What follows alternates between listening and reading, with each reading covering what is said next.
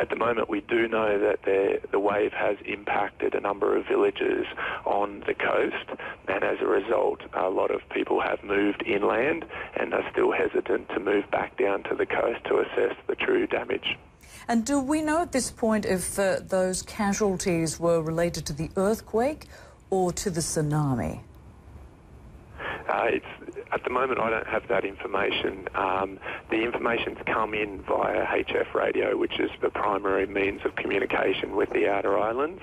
And at the moment, the disaster management organisations are preparing to deploy assessment teams to clarify just exactly how many deaths and how those deaths took place and the true extent of the damage in those outer islands. And at this point, what role is the Red Cross taking and other aid organisations? What do they need to do? And what's the extent of the damage there? At the moment, we're still ascertaining just how many villages have been impacted, and that will determine the type of response that we undertake as Red Cross.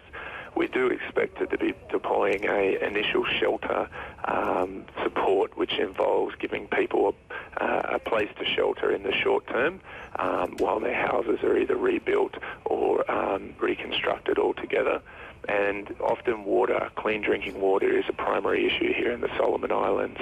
So the Solomon Islands Red Cross deploys a water module together with health promotion personnel that ensure that any outbreak of disease is minimised.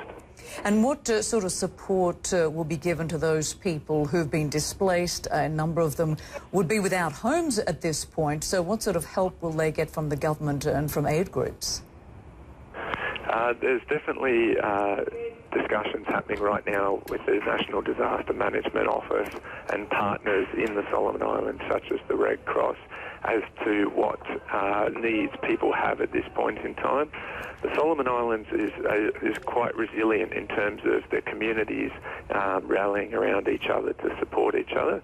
So most recently we had a cyclone affect the islands, and we saw how those families that did lose their homes or maybe their personal belongings were provided with shelter support and other support from their family and community.